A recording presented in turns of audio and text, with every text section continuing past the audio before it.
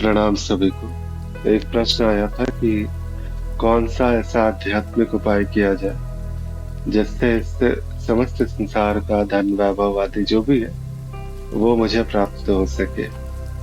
और एक सांसारिक जो है व्यक्ति जो संसार में लिप्त है वो तो मांगेगा भी, तो संसार ही मांगेगा।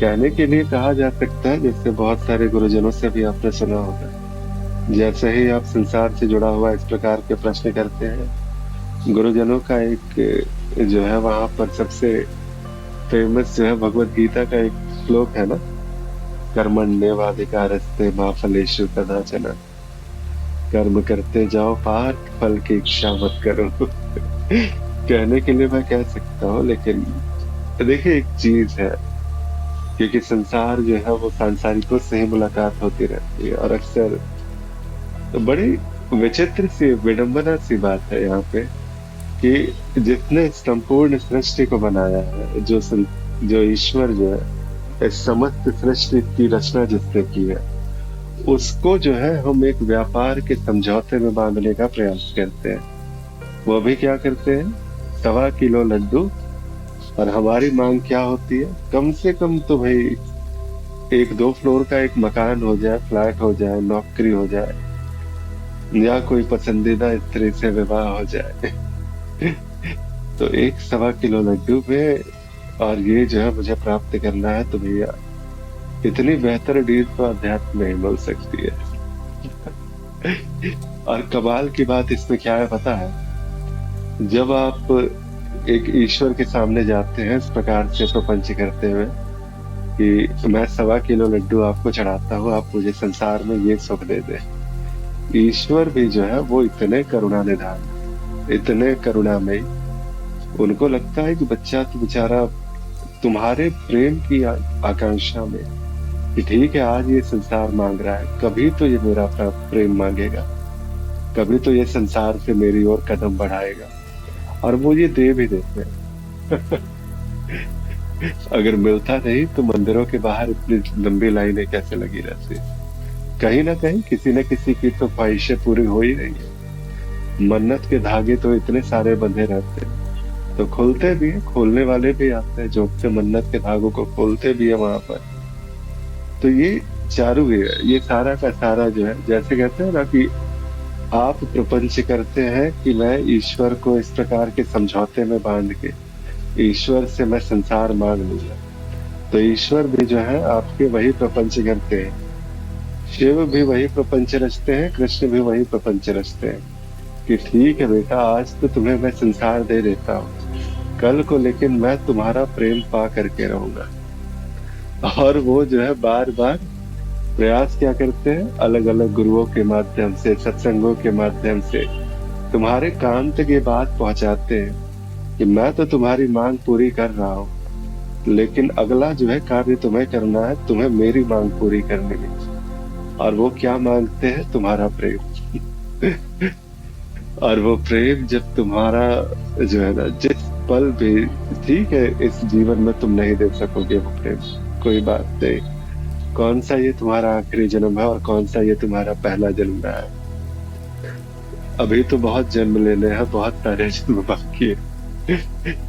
तो वहां तक जो है, जिस भी जो भी तुम्हारा आखिरी जन्म हो सकता है, तुम्हारे हृदय में एकमात्र जो है वो प्रभु का प्रेम पाने की आकांक्षा होगी, और प्रभु को ही प्रेम करने की आकांक्षा होगी, और उसके बाद फिर इस प्रेम के धागे से बंधे हुए तुम स्वतः उस प्रभु की ओर तुम खींचे चले जाओगे।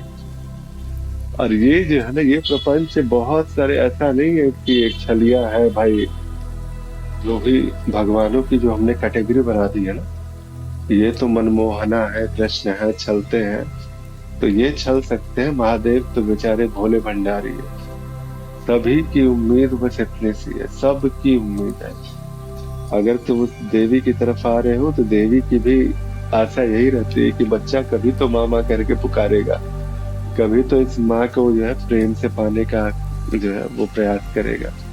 तुम्हें अभी भोग चाहिए, मैं भोग देती हूँ ना। संसार, ये समस्त सृष्टि, ये समस्त संसार, दृष्टि मात्र से ये सारा का सारा संसार जो है वो रच दिया गया तुम्हारे लिए। जो है छोटा सा एक प्लॉट का इंतजाम नहीं कर सकते क्या? तुम्हारे लिए वो नौकरी की व्यवस्था नहीं कर सकते हैं क्या? तुम्हारे लिए वो ये सब छोटी मोटी बातें हैं, तुम मांगते ही नहीं हो ना। मांग तुम्हारी बड़ी छोटी सी है, सीमित सी है। अरे तुमने 1.25 किलो लड्डू चढ़ाए तो भैया कुछ तो बड़ा मांग लो। तुम उस प्रभु को क्यों नहीं मांग लेते हो? सीधा उस कृष्ण से कृष्ण को ही मांग लो ना। तुम्हें सब कुछ प्राप्त हो जाएगा, वो तो स्वयं को देने के लिए बैठे हैं तुम्हारे सामने में। काली की अगर उपासना करते हो तो काली से काली को ही मांग लो। तुम्हारे जीवन में आएंगी तो बस। लक्ष्मी की उपासना करते हो, ठीक है, लक्ष्मी की ही करो, लक्ष्मी को ही मांग लो, आप ही आ जाइए। तो जब वो स्वयं आ जाएंगी तब तुम्हें किस बात की कमी रहेगी?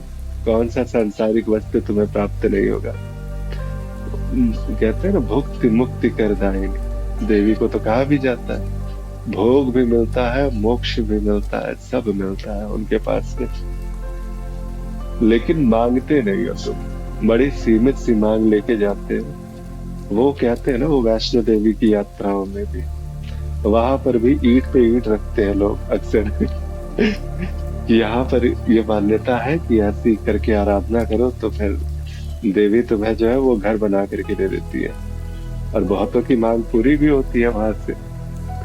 लेकिन उसके बाद जब यात्राएं होती है उस देवी के पास में, तो फिर रोते रोते ही वे जाते हैं लोग। कहते हैं ना कि चाहे वो अपंग हो चाहे जैसा भी हो, उसकी निष्ठा वहां तक पहुंचा ही देती है, वहां तक। तो ये बड़ा ही एक सुंदर सा विषय है अध्यात्म, जिस समय कहते हैं कि आध्यात्मिक उपाय। निश्चिंत रहो, तुम्हें सब मिलेगा। कोई सा भी आध्यात्मिक उपाय कर लो, तुम कुछ भी करोगे ना, एक जो है, अगर तुम्हें संभावना अगर दिख गई, ईश्वर को अगर वो संभावना दिखी कि ठीक है आज ये संसार मांग रहा है लेकिन कल को जो है संभावना है कि कभी तो ये प्रेम मांगेगा, तो तुम्हारी ये इच्छा भी पूरी कर दी जाएगी। अब एक निश्चित उपाय की बात कहते हो तो फिर उपाय तो तुम्हें अपने घर के जो है ब्राह्मण पे तुम्हें बता सकते हैं, ज्योतिषाचार्य भी बता सकते हैं। लेकिन एक गुरु जो है तुम्हें उपाय नहीं बताएगा। एक सीधी सी बात है।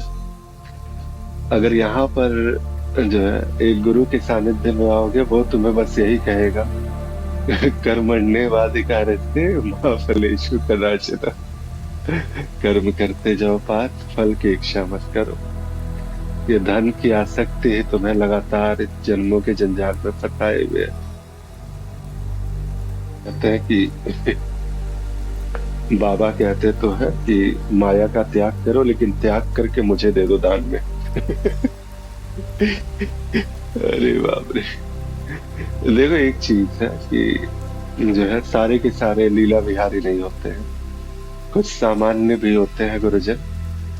तो हो सकता है कि वैसे गुरुजनों से आपका संपर्क ना हुआ हो, तो ढूंढिए उस प्रकार के गुरुजनों को भी। अस्तित्व की अनंत संभावना है, तुम्हारे नसीब में होगा तो मिल ही जाएंगे, टकरा जाएंगे वैसे गुरु भी तुमसे।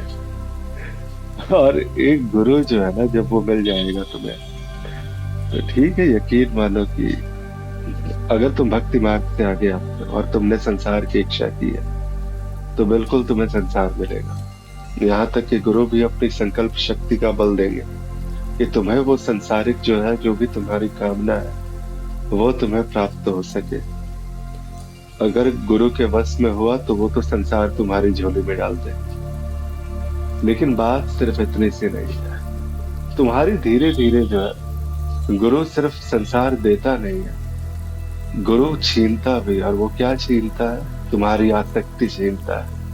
जो इस संसार में तुम्हारी आसक्ति बंधी हुई है, उसको छीनता है, ताकि तुम्हारे जो अनंत जन्मों की जो पीड़ा है वो समाप्त हो सके। सुख भी एक प्रकार का दुख है, इतना जान लो। नहीं तो कितने ही अमीर भी होंगे जो आत्महत्या करते हुए पाए जाते हैं। धन की तो कमी है नहीं, फिर क्यों आखिर होता है? कई बार तो ऐसा भी सुना गया कि बहुत सारे ने अपने आत्महत्या की सुसाइड नोट्स में लिखा था कि जीवन में सभी को एक बार धन मिलना ही चाहिए, ताकि उन्हें पता चले कि धन मिलने मिलना भी जो है वो पर्याप्त बात नहीं होती है। तो ऐसे भी है लोग, इस प्रकार के भी मिलते हैं। लेकिन तुम चिंता मत करो, तुम्हें धन चाहिए तो मिलेगा, तुम्हें वैभव चाहिए तो मिलेगा, लेकिन बस एक निश्चित आध्यात्मिक मार्ग पे तो चलो कम से कम। ठीक है, वो भी प्राप्त कर लेना, लेकिन जीवन में जो एक लक्ष्य है उस लक्ष्य की ओर एक कदम तो आगे बढ़ो। तुम्हें सिर्फ इस संसार का वैभव क्या मिले, तुम्हें स्वर्ग आदि जितने भी सुख है वो सारे के सारे सुख मिल जाए। गुरु की तो कामना यही होगी कि तुम्हें सिर्फ इस संसार में धन और वैभव नहीं, तुम्हें आगे की भी यात्राओं में कभी किसी प्रकार का कष्ट ना भोगना पड़े। गुरु तो एक यहाँ तक करता है कि वो तुम्हारे जो है वो तुम्हारे द्वारा किए गए पाप कर्म, तुम्हारे द्वारा किए गए जो दुष्कर्म है, उसको भी भोगने के लिए वो तैयार हो जाता है कि तुम्हें पीड़ा ना हो। इसीलिए कहते हैं कि सारे के सारे पुण्य अगर वो एकत्रित हो जाए तो शायद उसका एक प्रतिफल होगा कि तुम्हारे जीवन में एक सदगुरु का आना। प्रयास करो और मार्ग में आगे बढ़ो। जिस दिन तुम्हारे पास में वो गुरु आएंगे, जिस प्रकार जब भी वो गुरु तुम्हारे जीवन में उनका आगमन होगा, तो यकीन मानो तुम्हें वो सब कुछ प्राप्त होगा जिसकी प्राप्त करने की आकांक्षा तुमने कभी की है। और जो आकांक्षा नहीं भी की है वो भी तुम्हें प्राप्त होगा, और जो भी प्राप्त होगा वो बड़ा आनंददायी होगा। ये सब छोटा मोटा आनंद नहीं, क्षणिक आनंद नहीं, ये अभी भोगा और फिर भोग करके फिर उस भोग से भी जो है आपकी तृप्ति होगी। अब यहाँ पर भी जो मजा नहीं आ रहा है, ये मजा कभी जाएगा नहीं। इसीलिए प्रणाम सभी को, बहुत बहुत आभार। फिर मिलते हैं नए सत्संग में, नए विषय के साथ में। प्रणाम सभी।